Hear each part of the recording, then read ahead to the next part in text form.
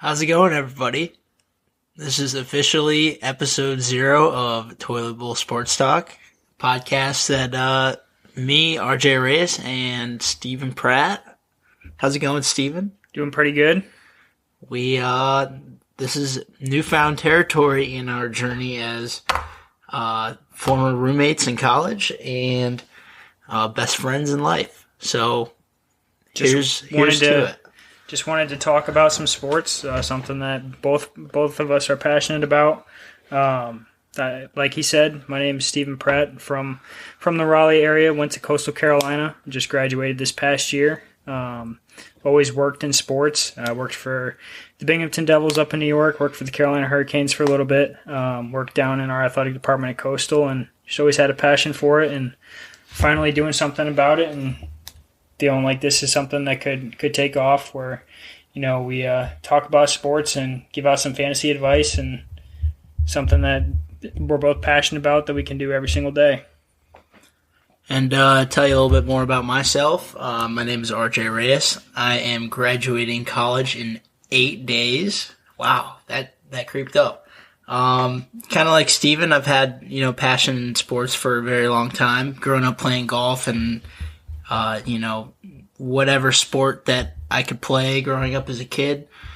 Studied marketing at Coastal Carolina University, home of the Chanticleers, ranked number 18 right now, going into this week in Plain Liberty. Shots up. We both actually worked in the media relations department at Coastal. I worked in it for all 4 years, started my freshman spring semester working in baseball, so that was like my introduction to working the sports world. Other than that, studied marketing with professional golf management specialization, so continuing my career in the sports industry, whether that's golf or any other type of sports-related job. So yeah, kind of get into this podcast. We decided that while we're both home with merely no job for the time being, and the pandemic and everything that's been unfolding in 2020, that as long as sports continues, we feel that we could kind of hit a stride with the podcast. A lot of opportunity in this field. Steven, any input on that?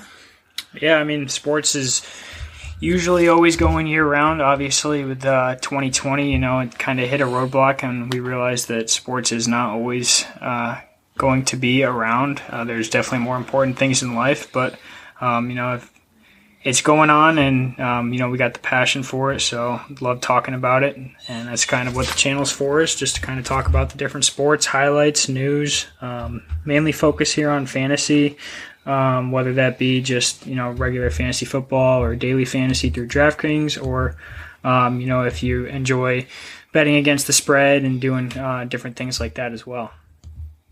Yeah, so just kind of encompassing what sports we're going to be talking about. Majority of the time, it's going to be, your college athletics, college football, college basketball.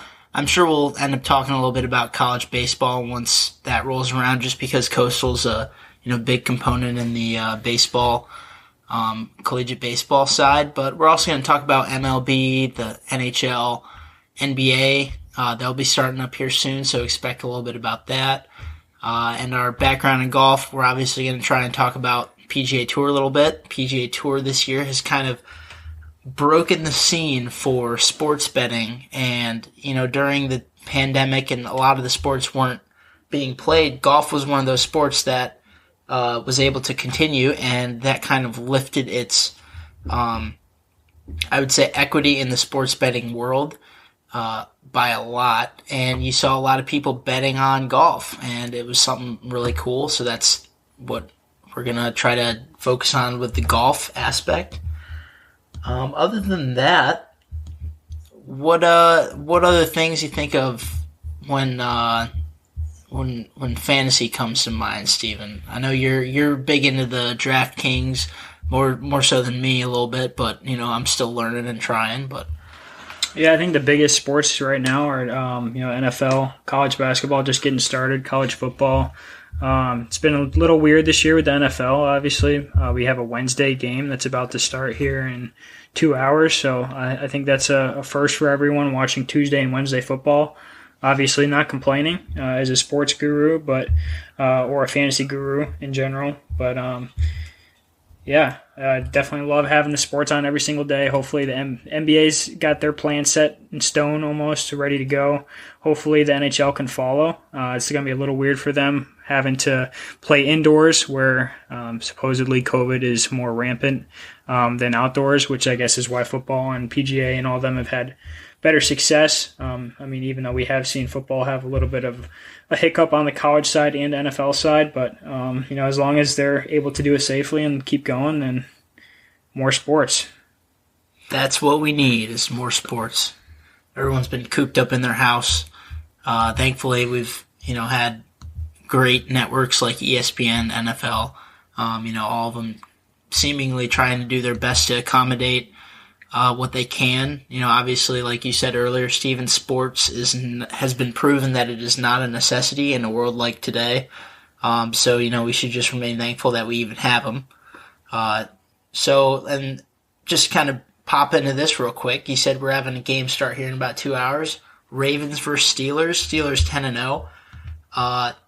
Who are they bringing out? Because they've had a lot of COVID cases. And, we've been reading that RG Wheelchair is going to be starting. Des Bryant, you've been kind of studying up on that today.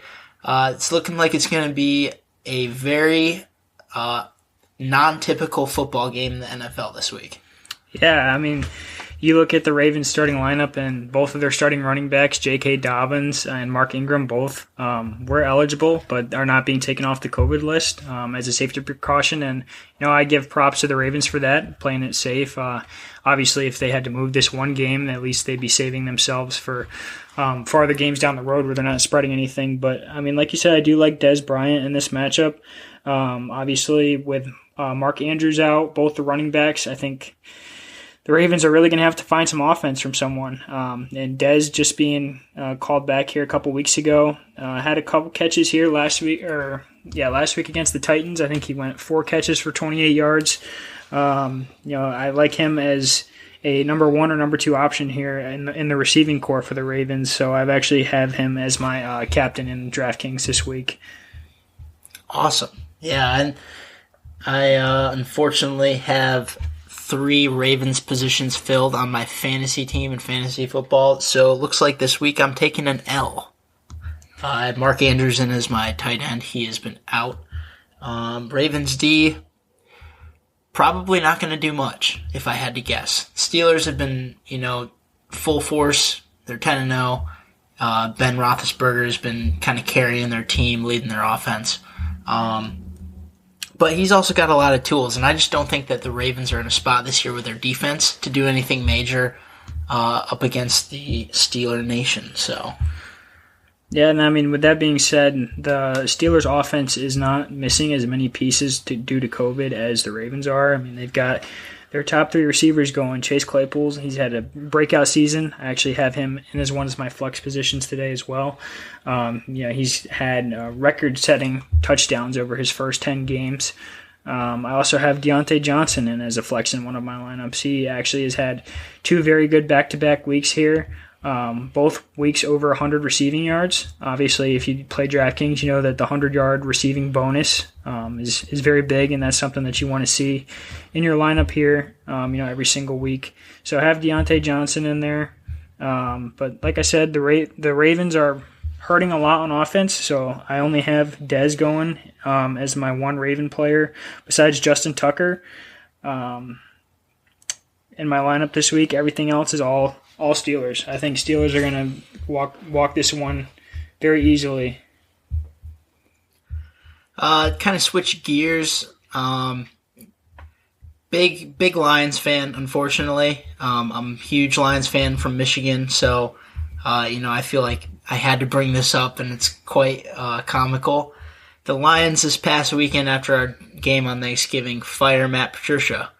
Following a horrible 4-7 start, it doesn't seem like Mr. Patricia has done quite as much as people thought he could or, even as much as everyone else could have guessed that he would bring to the team just from coming from the team Belichick. So, I had to bring that up. Just kind of looking at the overall NFL, Lions are washed this year. We just hired some new guy. I've never heard of him. Do you even know who he is, Steven? I actually haven't seen Bevel? I no, I actually do not know who that is. I'll have to look into him. But, definitely interesting year for the Lions. Stafford's been kind of banged up. Galladay's been out for a lot of the games here. Technically they're still in the hunt in the NFC just because the NFC is kind of hurting. Plus, you get the extra playoff spot this year in the NFL, which is kind of cool. The NHL kind of did the same thing with the return to play this past summer. NFL adding that. Not sure if they're going to be keeping that full time or not. But yeah, sitting at 4-7, Lions find themselves 3 games out. Doesn't look too great, especially with some of their closing games to end the season here. They got the Packers again, Bears, Titans, Buccaneers, and close it out with the Vikings. So 5 very tough opponents, 3 of them being divisional games. Yeah, I don't see it happening this year, but we'll see how the new coach does. Yeah, Darrell Bevel is his name.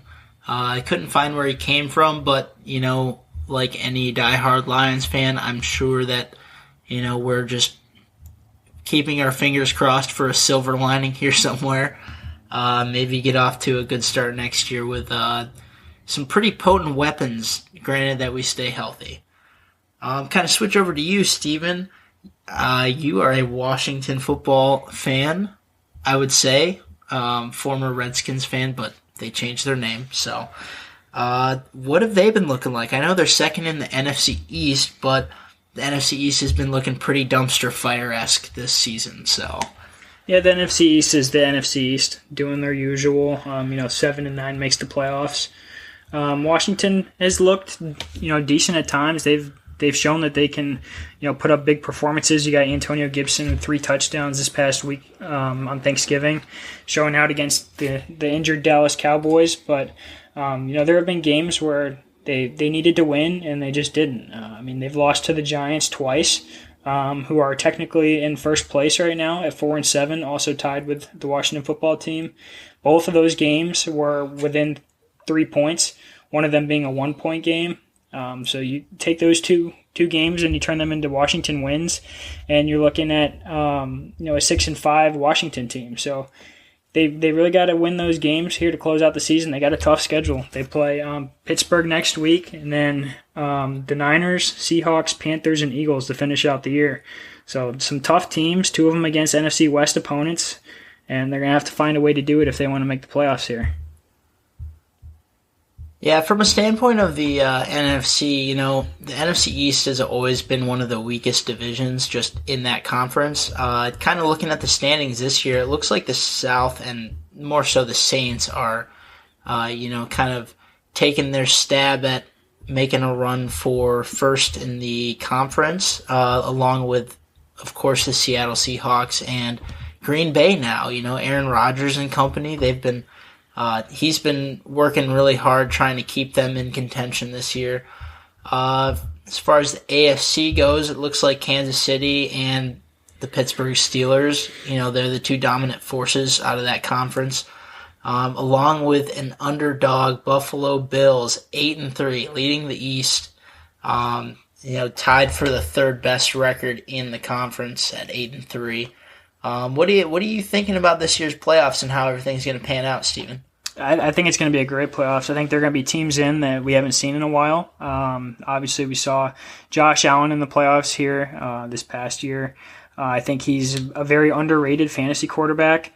I love the way he plays. I think the Bills actually might be able to make a run this year in the playoffs. Knock on wood, though, for Bills fans. Cleveland Browns haven't been in a playoff spot since who knows when. Right now, ranked 5th in the AFC. They've been looking pretty well. Baker Mayfield has been playing good. And, you can't deny that running duo they have with Kareem Hunt and Nick Chubb, both of them. You could give it to either one of them, and one of them could go for 100, 150 yards each game. As far as the NFC goes, I think the NFC is pretty much set the way we thought it was going to be. Obviously, the the East was up in the air, but the Saints, Seahawks, Packers, those top three, not really a surprise to me, I would say. Obviously, with Breeze out, it's been different with Taysom Hill in at quarterback, but he's played well. I like the way Taysom Hill has played. They've played to his strengths, using him to run the ball a lot. I think the Arizona Cardinals might squeak in as the last playoff team there in the NFC. And, I love watching Kyler Murray. He can run with the ball, he can throw the ball, he can do so many things, and he's so fast. So I think the playoffs this year will be very interesting, especially with COVID. See how they can do that, and hopefully they have a safe and the Super Bowl happens on time and there's no delays to any of that. And they are having fans at the Super Bowl, so I saw that they were doing limited capacity, so that'll be interesting for sure.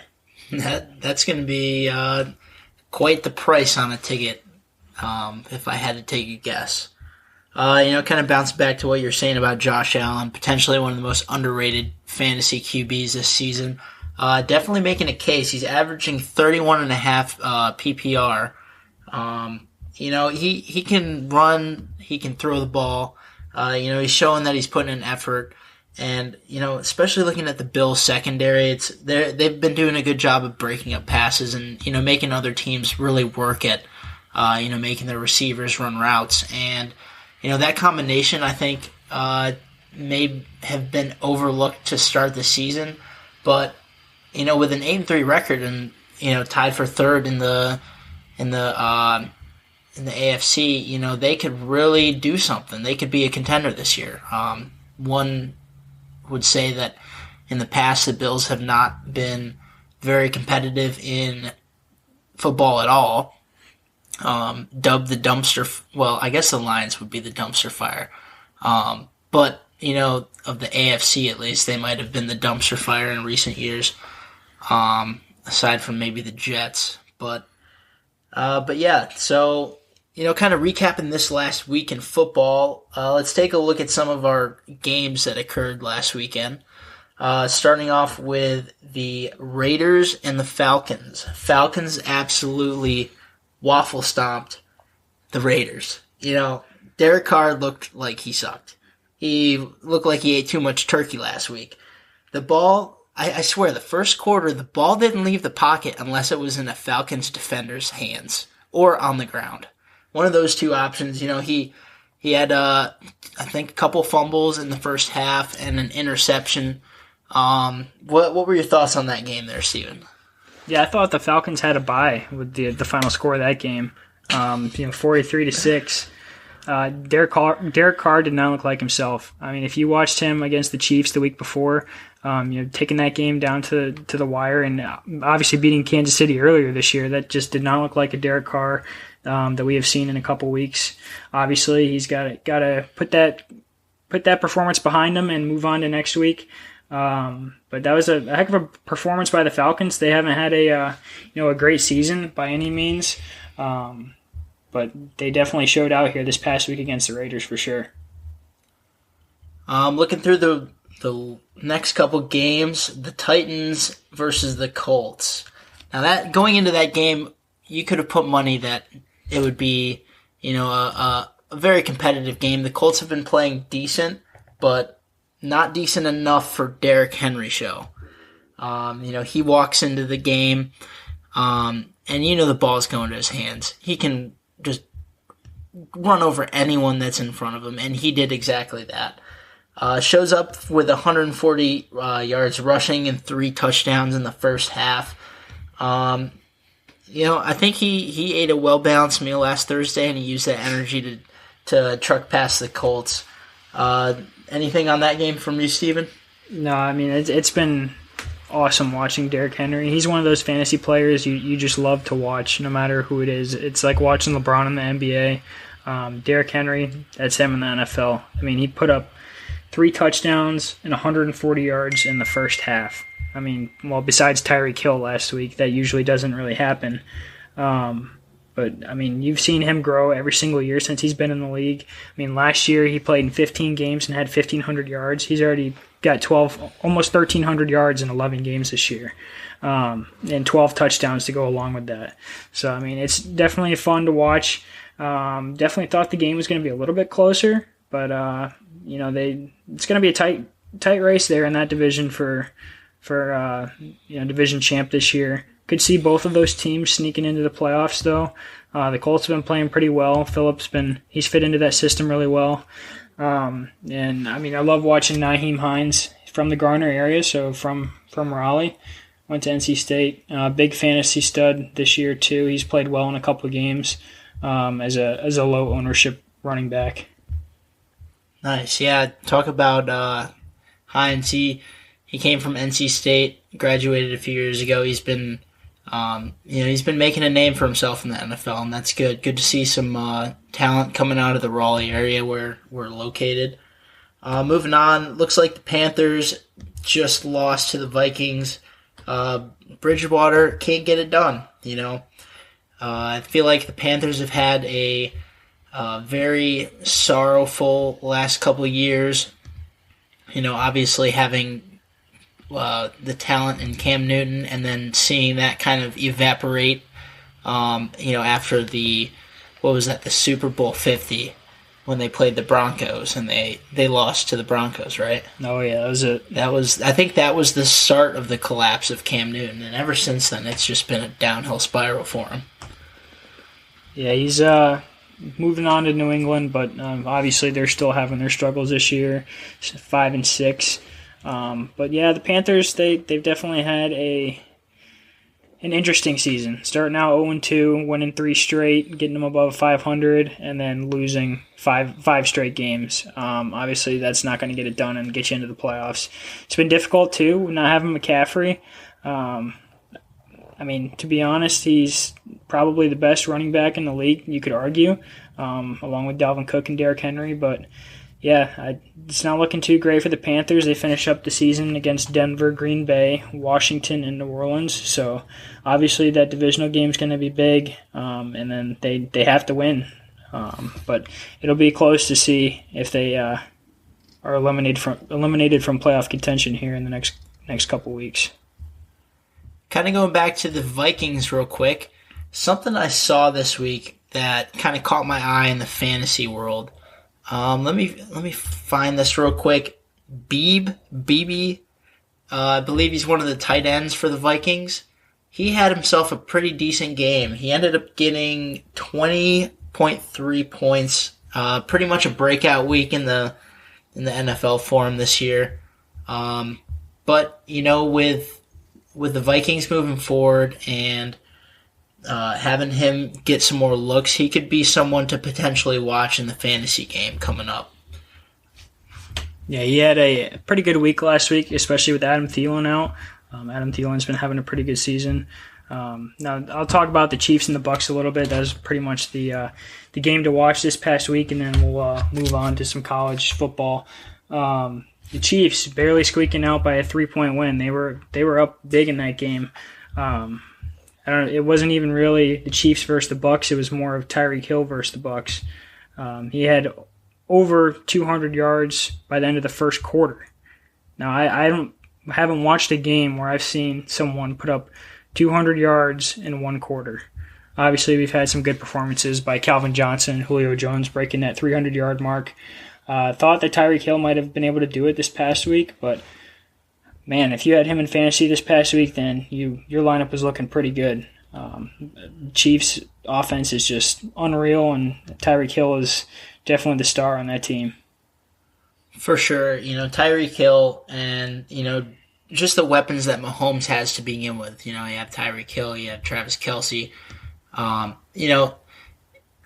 It's something interesting about Patrick Mahomes every time you watch him is just the overall ease that he has at the quarterback position. You never watch a game where it seems like he's flustered or is struggling to find where and what he needs to be doing. He just makes it look easy. Part of that probably comes from his ability to, move. He can bounce around the pocket. If he needs to run the ball, he can do that as well. But he's also great at, making the play that needs to happen and not waiting for it. He can break out to the right, throw back across to the left. We've seen it all in the last couple of years. He's just an overall outstanding quarterback that wants his name on the spotlight or in the spotlight and on the MVP trophy every year. And he is playing like that this year once again. And talking about another MVP, speaking about Brady in that game, they've lost their last 2 games, both 27-24, close losses. He had a chance against the Rams to take them down the field to either tie or win the game, threw an interception to end that game. Obviously was making a comeback here against the Chiefs, came up a little bit short, but the Buccaneers needed those last 2 games to keep up pace here with the New Orleans Saints. The Saints, even without Drew Brees, are 9-2, and they're still leading that division. Brady here, hasn't been able to get it done the last 2 games, and are now 2 games behind Drew Brees and the Saints for the lead in the NFC South. So they're looking right now at a 6th seed in the playoffs. So they obviously are not going to have home field advantage. So those 2 games are going to be very big when you look in hindsight. And to finish up the schedule here for the Bucs, they got the Vikings, the Falcons twice, and then the Lions. So 2 big divisional games if they could take both of those to try and make some ground up on the Saints. But unfortunately, they've already played the Saints twice this year, and they've lost both, which could be the difference here in a 1 seed versus a 6 seed, 7 seed. So obviously, with the weapons that the Bucs have, definitely thought that they'd be doing a little bit better this year, but could be looking at a playoff spot, which they haven't seen here recently. So looking back at the Monday night game, the Seahawks versus the Eagles, one of the biggest things that we saw out of that game was DK Metcalf, and that matchup, with former Lions cornerback Darius Slay, starting off the game pretty heated. DK ends up going for, I believe, 180 or something of that nature. Had a pretty decent game, helping the Seahawks kind of scoop past the Eagles there. Some questions arise from the Eagles' performance. What their quarterback situation is going to look like. Carson Wentz, obviously having a non-typical season, after winning the Super Bowl a couple years ago. A lot of people are looking at Jalen Hurts, questioning, the timing of Jalen Hurts' plays as well as, the kind of interruption of flow. But I feel like at this point the Eagles are, trying to make their way and figure something out here before the season gets too far gone. Yeah, and they were coming in last week as the lead in the NFC East. Obviously, like we've said, that division has not been very good, and they've had their chance to keep that lead and extend it, and they just haven't been able to get it done. Carson Wentz has not looked good in these last 2 games. Definitely not what we've seen recently out of him. Definitely a down year for Carson Wentz. And if you look at the Seahawks, they're right now in 2nd place of the NFC East in the standings. So they're looking at a 2 seed right now, 1 game behind the Saints, and they finish up this year with games against the Giants, the Jets, the Washington football team, the Rams, and the Niners. So 3 straight games with opponents with a losing record. So definitely need to take advantage of those games to make a move on the Saints here and try and push for that number 1 seed. And obviously the Eagles here are going to finish up with some games that they need to take advantage of. Otherwise, they're going to be looking at a blown chance at a playoff spot this season. For sure. Kind of just looking at the way the playoff pictures coming together again. I know we spoke about it a little bit a few minutes ago, but Steelers and Chiefs looking like the main driving forces, and in that Saints could make a run. Depending on how a couple of these teams finish out their season, it's going to be a great postseason, granted that we make it there. So looking forward to that. But that pretty much wraps up, our NFL section, kind of headlining the news and events that happened this last weekend. Let's, you want to switch gears and go to college football? Take a look at that.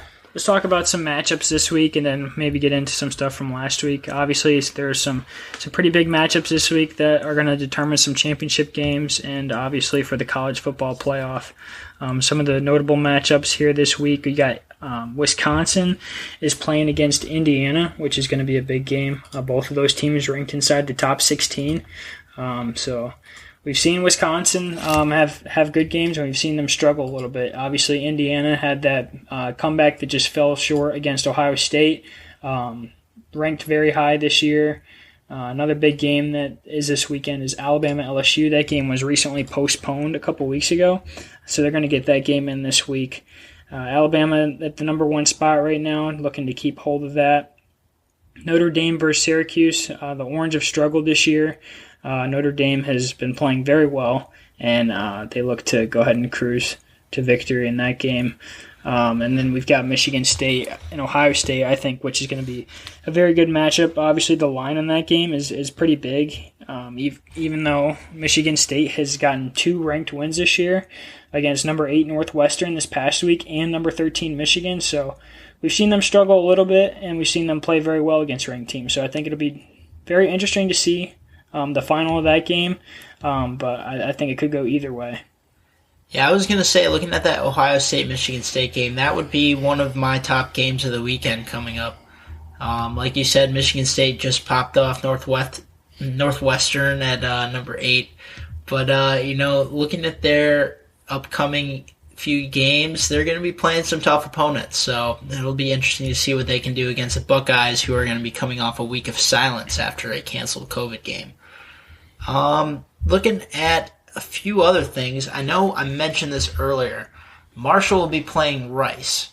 And I mentioned to you while we were looking at the, the odds of the game, they're plus 1,200. Yes, I was like, that wouldn't be a bad game to throw a couple bucks on just because of those odds. Rice, they've only played 3 games, but they're 4th in the Central USA West Division. But, hey, if you're looking to make some money, that wouldn't be a bad underdog to throw, in my opinion. Steven, I'll let you kind of hit up on that a little bit more. You look into the more statistical side of betting. So is there anything you see from that perspective? Obviously with odds that big, it's never a bad idea just to throw something down. Marshall they've been playing pretty well this year. They are 7-0, one of those teams that have kind of snuck into the top 25 with them, BYU, Coastal Carolina. They haven't really played too many big name teams this year. They did beat Appalachian State, which is a pretty big win. And this game they're playing this week versus Rice is a makeup from a postponed game earlier in the year. So it'll definitely be interesting to see how they play. They've put up a lot of points in these games, so we'll see if Rice can hang around. They've only played 3 games, so not sure how good the offense is going to be clicking, but never a bad idea just to. That's what really makes it here in the fantasy side of things. Always picking that underdog or doing some odds where you pick the underdog, but you also pick Marshall, either doing the over or covering the spread just to even yourself out. But wouldn't be a bad pick for me. Obviously, we had some upsets here last weekend in college football. UNC almost pulling that one out against Notre Dame. Notre Dame hanging on, which is huge for them because they are in the top 4 for the college football playoff, so definitely want to keep that going for them. For sure. Yeah, I was going to bring that up. The Notre Dame game, UNC, loses to them, but that puts Notre Dame, advances them to 9-0, leaving them as one of the last handful of teams in college football that are undefeated. Looking at a couple of those teams, first one I'm going to bring up that we both would probably agree on is Coastal Carolina. Moved to 9-0. We're going in this week playing Liberty. College game day is going to be at Coastal. It's a pretty exciting time to be a Chanticleer. We could talk about Coastal all afternoon. Let's kind of hit some major points for them going into the last few games of the season. We got their quarterback, Grayson McCall. He's been having an outstanding year, along with C.J. Marable, who has continuously been putting up yards against any opponent. And it seems like he's kind of caught his rhythm the last few years, especially while Wallace have been there working. we've kind of gotten to see the team come together over the last few seasons under Coach Chadwell, and I think this year is just a testament to their grind. So, what other thoughts do you have on Coastal going into this Liberty game, Steven? It's definitely cool to see a team that goes from the FCS to the FBS and being ranked within their first 5 years of switching over to the FBS and proving a lot of people wrong. Obviously, this game this weekend is going to be very big, playing against 9-1 Liberty, who has beaten some big opponents, including Syracuse at Syracuse. And they've played a lot of ACC teams this year. The Liberty Flames have. So let's see who else they've lost narrowly to NC State, which that game was fairly close as well, and also beating Virginia Tech. So it's going to be a tough matchup, but the Chanticleers have shown that they've been able to grind out games. Most recently, the game against App State. That game came down to the last couple minutes of the fourth quarter, but the defense has been able to stand tall with the seniors of C.J. Brewer. He's been playing very well for the Chanticleers. So I see Coastal coming out in that one, their first ever game day down there in Conway. But it should be a very good game. For sure. Looking at the rest of what happened last week, we did have a couple canceled games. Ohio State versus the Fighting Illini, that got canceled. Probably would have been a slaughterhouse by the Buckeyes. Illinois not working with very many weapons this season. Number 8 undefeated Cincinnati game got canceled versus Temple. Gives them another week off and another week to prepare to continue to stay undefeated. Number 11 Oklahoma versus West Virginia. Minnesota versus number 16 Wisconsin. Wisconsin been playing some pretty good football this year. A lot of these Big Ten teams going into the end of the season, I can imagine are going to have some COVID trouble, just from the standpoint of how much they've been delayed and how quickly they're trying to get in their schedules these last couple weeks. And then we had number 25 Tulsa at Houston canceled. Yeah, and it's going to be very interesting because Ohio State, they can't afford any more missed games because to qualify for the Big Ten championship, you have to play minimum of 6 games, and they're only at 4-0 right now. They got Michigan State this weekend and then Michigan next weekend. 2 rival games here over the last 2 weeks, and they're not going to be able to afford another missed game. Otherwise, you're going to see 2 teams that you could see Indiana in there. You could see Wisconsin in there. Some other teams that might sway the committee a little bit, might bump Ohio State out. So as the 4th team in the college football playoff, they can't afford another missed game. But I think with the cancellation last week and be able to get everything under control, I think they'll be doing all right.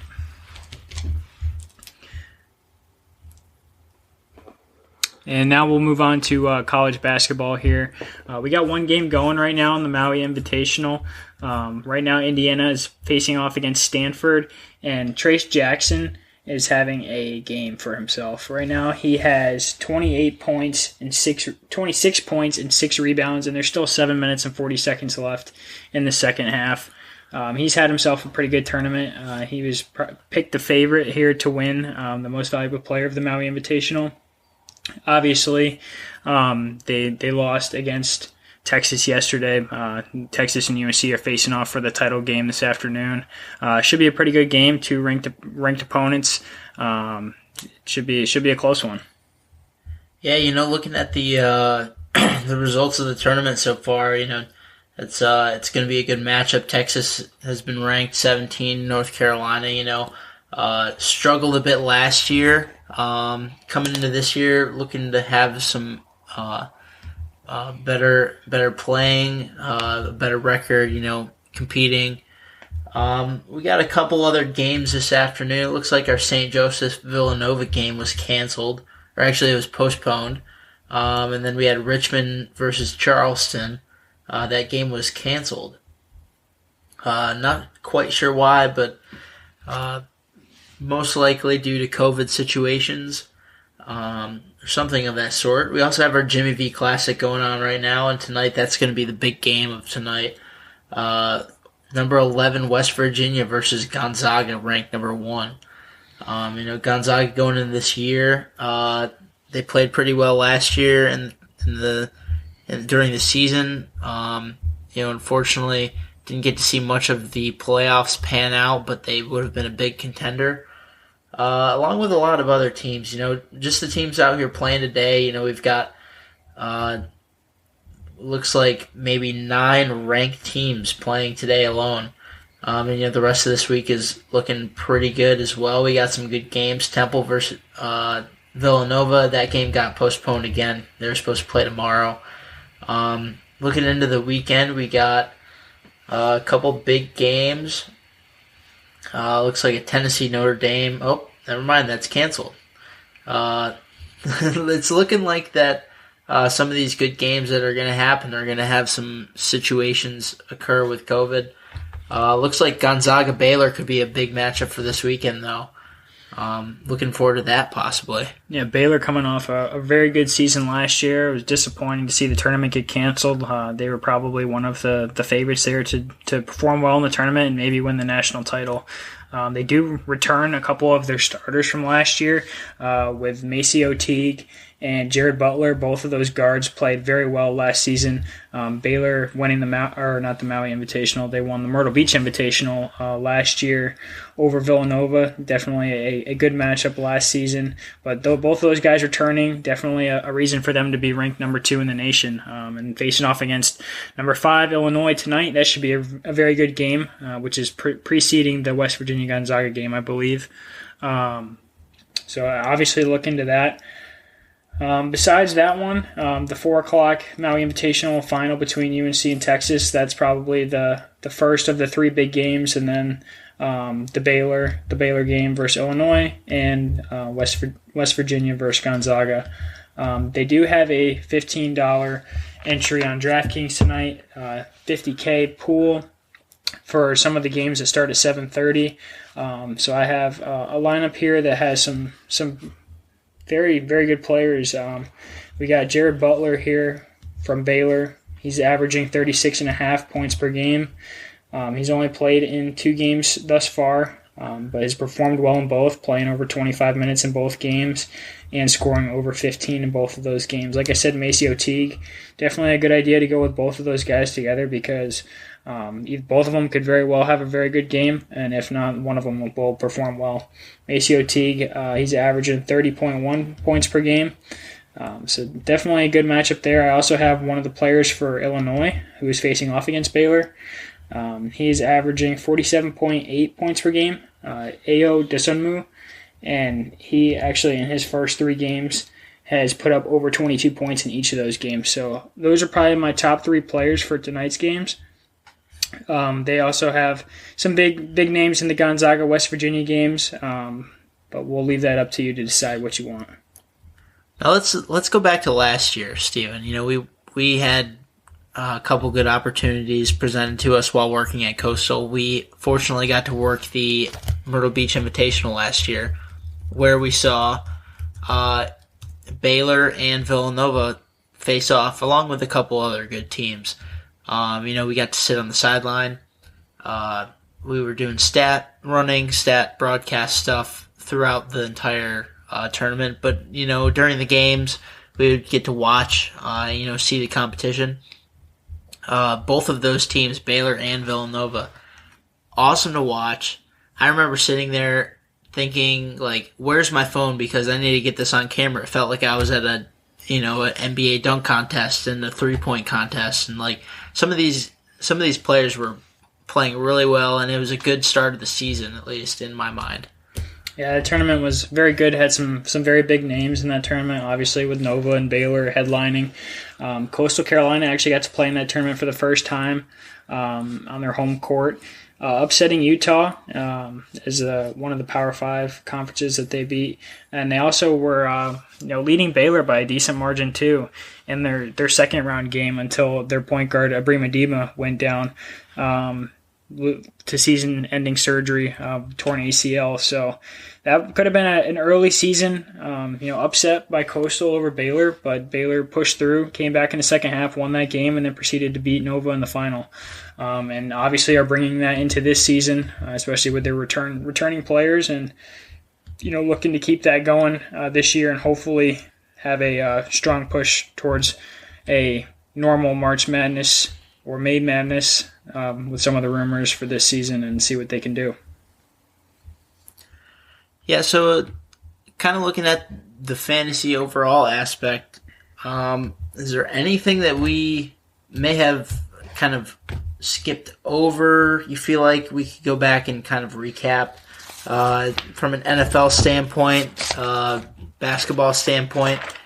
Kind of looking at the NFL again real quick.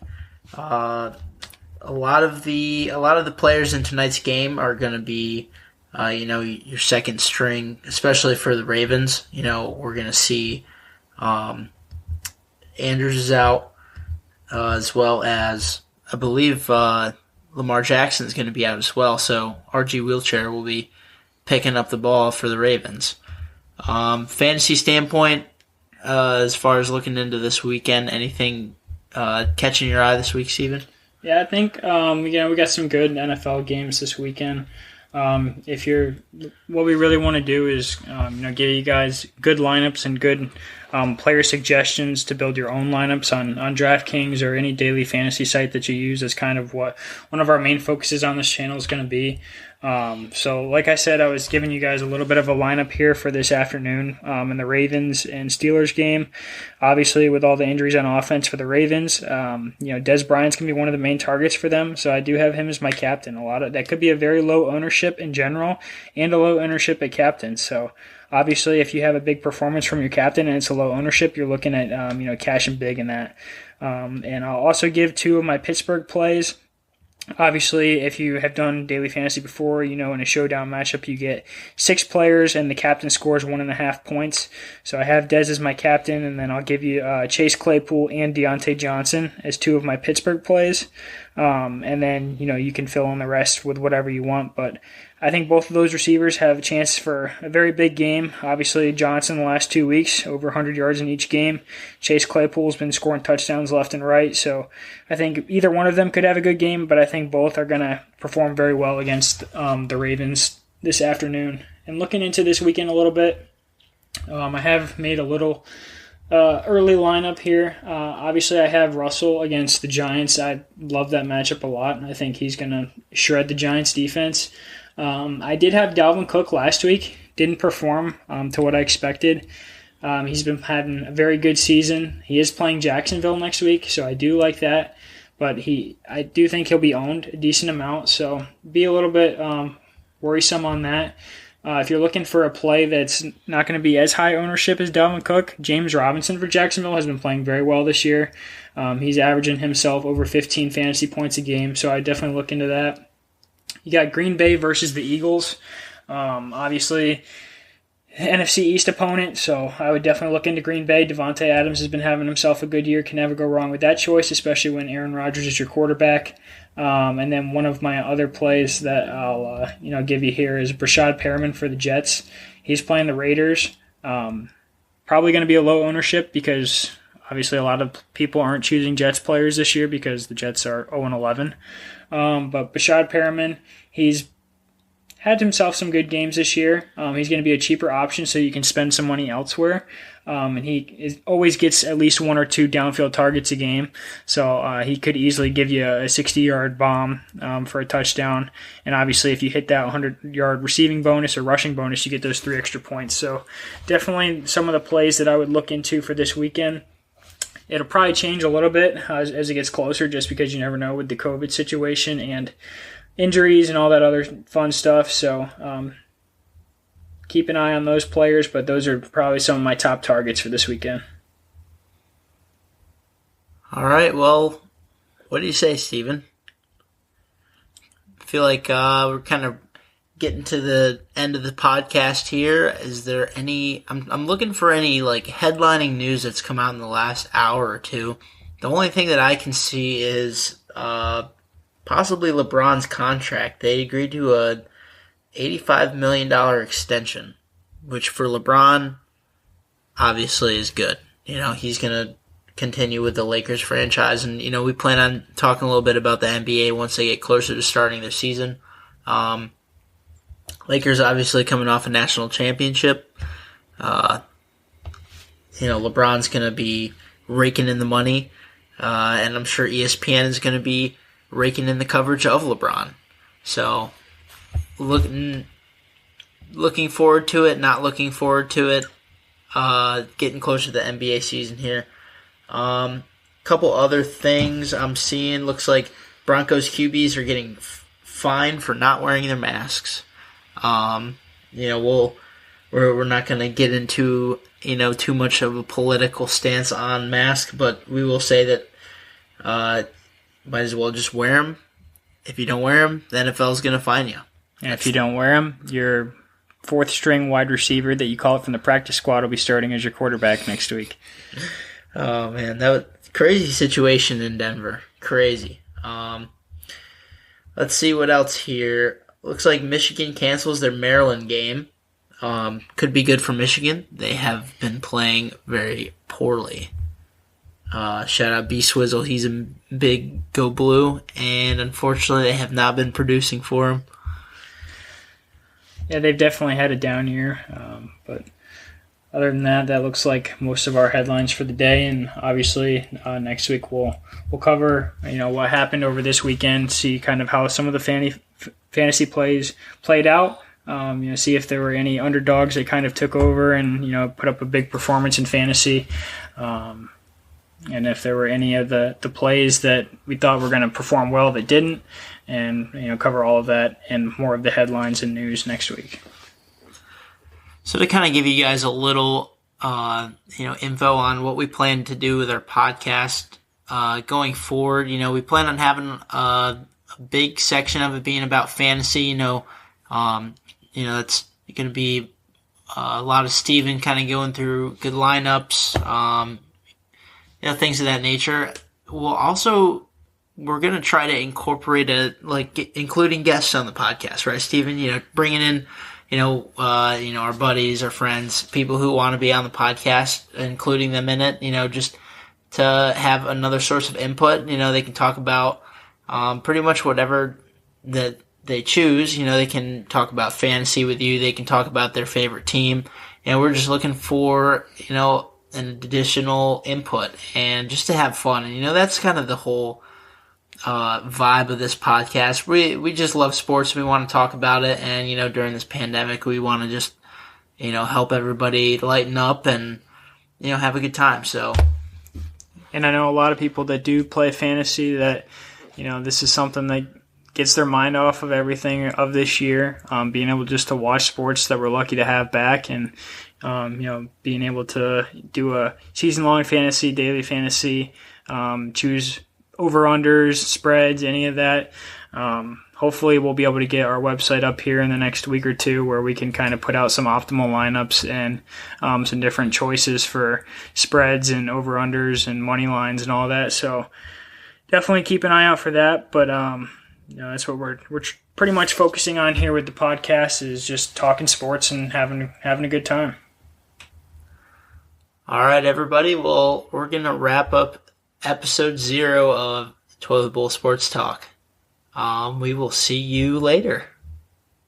This has been Toilet Bowl Sports Talk with your hosts, RJ and Steven.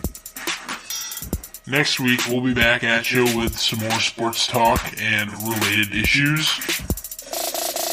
We will continue to give you fantasy advice and help you not flush your money down the DraftKings toilet like many of us have.